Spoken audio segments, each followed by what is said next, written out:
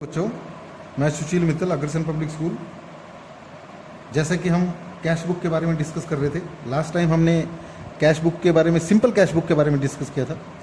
और simple cash book में आपने देखा था बेटे, सिंपल एक ही कॉलम हमने कैश का कॉलम बनाया था, और जितनी भी रिसीप्ट थी कैश की, चाहे वो किसी भी साल से रिलेटेड है, जो भी हमें रिसीप्ट मिली है वो सारी की सारी डेबिट साइड में, और जितनी भी पेमेंट्स थी वो सब हमने क्रेडिट साइड में की थी। उसके बाद हमने क्या किया था, डेबिट साइड का टोटल करके क्रेडिट साइड के टोटल में से घटा दिया, वो बैलेंस हमारा जो है बचता था।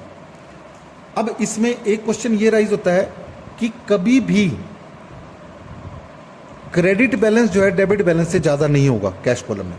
बैंक कॉलम का तो हो सकता है, पर कैश कॉलम का नहीं हो सकता। उसका एक रीज़न है। उसका रीज़न क्या है? क्योंकि जितना हमारे हाथ में कैश होगा, हम उससे ज़्यादा कैसे खर्च पाएंगे? अगर मेरी जेब में 10 रुपये हैं तो मैं 15 रुपये कैसे खर्च दूंगा? आप कहोगे सर हम 5 रुपये का लोन ले लेंगे, पर बेटे जब हम लोन लेंगे तो उसको भी हमें कैश कॉलम में दिखाना पड़ेगा टू लोन अकाउंट, क्योंकि लोन लोगे तभी तो कैश बढ़ेगा आपका। तो किसी भी सिचुएशन में आपका डेबिट साइड का कैश कॉलम जो है वो क्रेडिट साइड से ज़्यादा ही होगा, कम नहीं होगा। ठीक है, आज हम उसी फेज में 2 कॉलम कैश बुक के बारे में डिस्कस करेंगे। 2 कॉलम कैश बुक। और बेटे ये 2 कॉलम कैश बुक क्या होती है? जिसमें 2 कॉलम होते हैं। जैसे हमने कल एक कॉलम बनाया था कैश का, इसके अंदर कैश और बैंक 2 कॉलम बनाए जाएंगे। एक कैश का कॉलम बनेगा और एक बैंक का। ऐसे ही क्रेडिट साइड में एक कैश का कॉलम बनेगा और एक बैंक का। जैसे इसमें डेट, पर्टिकुलर्स, फिर लेजर फोलियो, उसके बाद कैश का कॉलम, बैंक का कॉलम, फिर ये आपका आधा पार्ट हो गया इसका, इधर का डेबिट साइड होगा, इधर का क्रेडिट साइड होगा। राइट हैंड साइड आपका क्रेडिट साइड और लेफ्ट हैंड साइड आपका डेबिट साइड आ गया। फिर वही date, particulars, ledger folio, cash का कॉलम, बैंक का कॉलम। यहाँ पे आपको एक चीज़ ध्यान रखनी पड़ेगी बेटे, कई बार हम क्या करते हैं, यहाँ कैश की बजाय बैंक कॉलम कैश कॉलम कर देते हैं, और यहाँ पे कैश कॉलम बैंक कॉलम, वो गलत है। जिस सीरीज में आप यहाँ लिखते हो, यानी पहले कैश और बैंक लिखा है ना, तो क्रेडिट साइड में भी पहले कैश और फिर बैंक कॉलम आना चाहिए। अगर आप यहाँ पे इसको उल्टा पुल्टा कर दोगे तो उस सिचुएशन में आपका क्वेश्चन असंभव है, क्वेश्चन सोल्व होना जो है वो इम्पॉसिबल है। आप उसमें आपके कन्फ्यूजन के चांसेस बहुत ज़्यादा हैं। इसलिए ध्यान रखना कि अगर यहाँ पहला कैश कॉलम लिखा है तो क्रेडिट साइड में भी पहले कैश कॉलम और फिर बैंक कॉलम, ऐसे ही आप जो है उसको शो करोगे। अगर यहाँ पहले बैंक लिख रहे हो तो यहाँ भी आपको बैंक कॉलम ही लिखना पड़ेगा। सॉरी। अब यहाँ पे जब आप 2 कॉलम कैश बुक बनाओगे तो नेचुरल है बेटे, आपकी जो ट्रांजेक्शन्स हैं वो ट्रांजेक्शन जो होंगी उनका बैंक पे भी इफेक्ट पड़ेगा और कैश पे भी इफेक्ट पड़ेगा।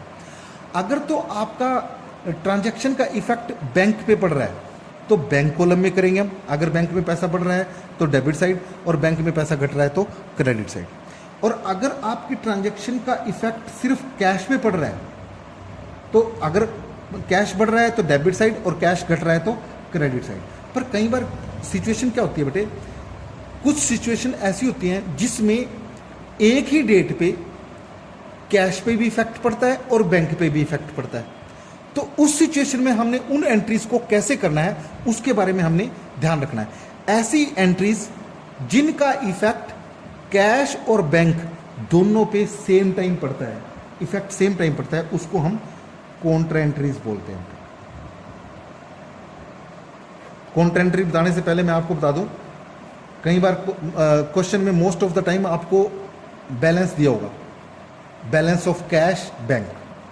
अगर आपको बैलेंस ऑफ कैश और बैंक दिया हुआ है और आगे कुछ नहीं लिखा हुआ तो हम ये मानेंगे वो डेबिट बैलेंस है कैश बुक का। पिछले महीने का बैलेंस जो है, जो सीडी कैरी डाउन किया था हमने, उसको आप ब्रोड डाउन कर लोगे।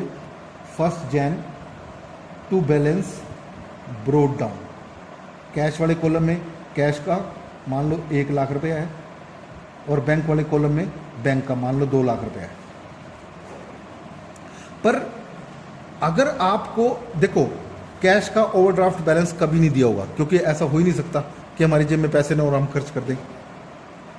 बैंक का ओवरड्राफ्ट बैलेंस हो सकता है, क्योंकि बैंक हमें वो फैसिलिटी दे सकता है ओवरड्राफ्ट की, यानी जितना पैसा हमारा बैंक में जमा है ना, हम उससे ज़्यादा पैसा जो है यूज़ कर सकते हैं।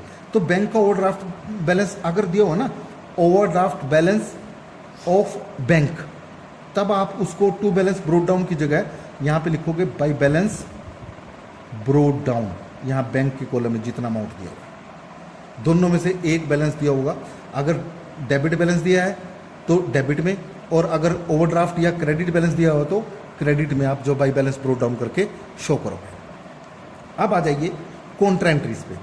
कॉन्ट्रा एंट्रीज क्या होती है बेटे, जैसे हम अभी डिस्कस कर रहे थे, contra entries are those entries which affect both cash and bank column on the same date.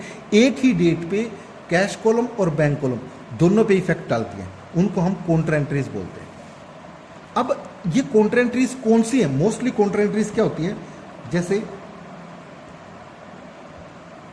Deposited into bank. अगर आप बैंक में पैसा जमा कराओगे तो नेचुरल है कि आपके कैश में से पैसा कम होगा और दूसरी तरफ आपके बैंक कॉलम में पैसा जो है वो बढ़ जाएगा। इसी स्टेटमेंट को वो ऐसे भी लिख सकता है, पेड इनटू बैंक। इसी क्वेश्चन को वो इसलिए लिख सकता है बैंक्ड, एक ही मतलब है इसका, deposit into bank, paid into bank या बैंक्ड, इसकी एक ही मतलब है, इसका एक ही मतलब है, यानी बैंक में पैसा जमा करवाया। अब इस ट्रांजैक्शन का इफेक्ट कैश में भी पड़ा और बैंक में भी पड़ा, तो इसका मतलब ये कॉन्ट्रा एंट्री है। मैं भी बताता हूँ कैसे इसको आपने इसमें डील करना है। दूसरा इसमें कह सकता है withdrew from bank for office use. यहां पे देखो थोड़ी सी मिसकंसेप्शन है बेटे। अगर क्वेश्चन में आपको लिखता है withdrew from bank for office use, इसका मतलब क्या हुआ, बैंक से हमने पैसा निकलवाया और आके आपने ऑफिस में सेफ में रख दिया, यानी बैंक में से पैसा कम हो गया और कैश में आपका पैसा जो है वो बढ़ गया। तो ऐसी सिचुएशन में इसका इफेक्ट दोनों सब हो गया, तो इसकी कॉन्ट्रा एंट्री होगी। पर अगर क्वेश्चन में आपको बैंक से पैसा निकलवाने का कोई पर्पस दे दिया, जैसे withdrew from bank for paying salary to staff, या वो ये कह देता है withdrew from bank for purchase of furniture. अब यहां पे आपको बता दिया उसने भी किस कारण से पैसा निकलवाया, तो उस केस में आपने कॉन्ट्रा एंट्री नहीं करनी है। उस सिचुएशन में सिंपल आप जो है उसको बैंक से बाई फर्नीचर करके बाई फर्नीचर अकाउंट बैंक से कम कर दोगे। तीसरी सिचुएशन क्या है, when check received from a customer. अब इसमें भी गड़बड़ है, मिसकंसेप्शन है, थोड़ा सा इसको भी क्लियरली समझने की कोशिश करना। अगर वो कहता है कस्टमर से चेक मिला, यहां तक तो ठीक है।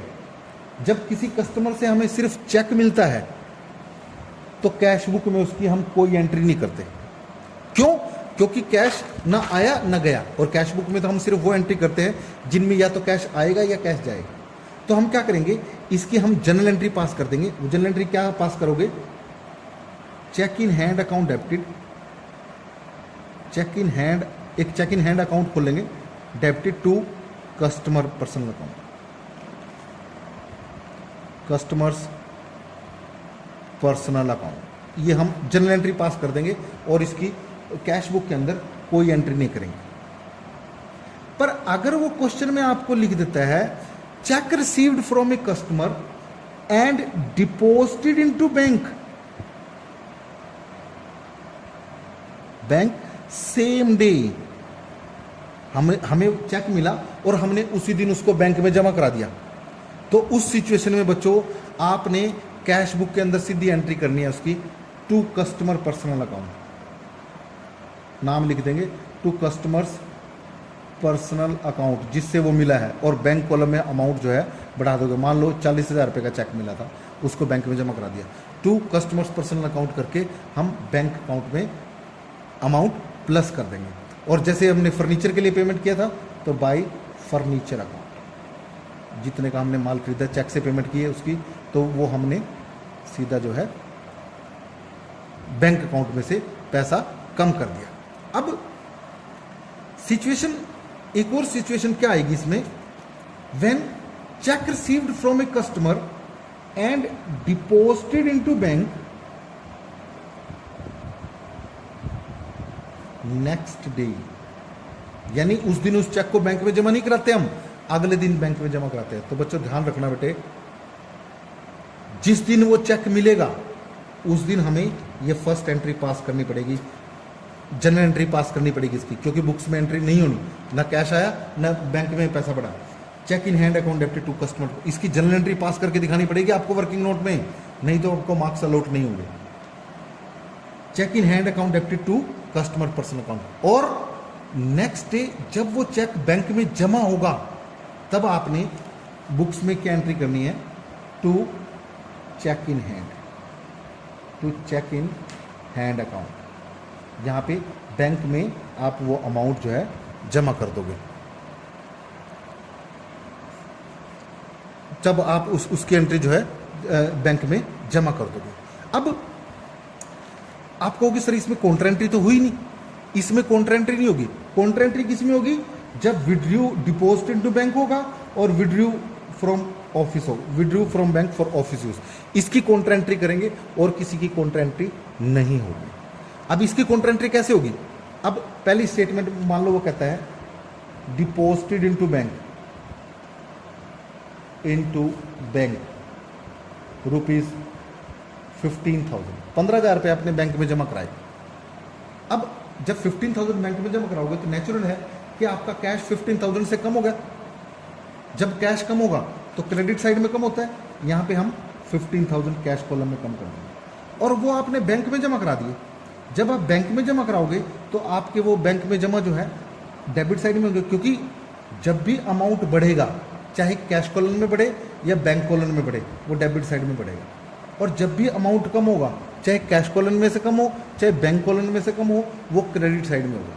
तो कैश कॉलम में बढ़ रहा है तो 15,000 रुपये डेबिट। अब मान लीजिए ये 15 जैन को एंट्री हुई, तो यहाँ पे पहले हम डेट लिखेंगे 15 जैन, और यहाँ पे सी लिख देंगे। सी का मतलब क्या है, दोनों तरफ जब सी लिखा होगा ना, जब एक सी लिखा होगा तो इसका मतलब इसी डेट में, सेम डेट में क्रेडिट साइड में भी उसकी एंट्री होगी, वो काउंटर एंट्री है।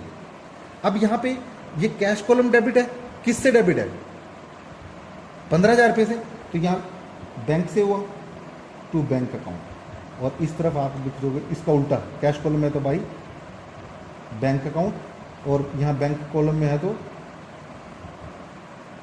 सॉरी बैंक में से विड्रॉ किए ना आपने, डिपॉजिट किए है ना, तो कैश में से कम हुए तो कैश कॉलम में यहाँ आएंगे और यहाँ बैंक में बढ़ेंगे आपके 15,000, और यहाँ पे हम लिख देंगे टू कैश अकाउंट, क्योंकि कैश से आपके बैंक में बढ़े और यहाँ बैंक से आपके जो है कैश में से कम हुए। इस तरीके से आपने जो है ये काउंटर एंट्रीज पास करनी है। ठीक है बेटे, थैंक यू। बाकी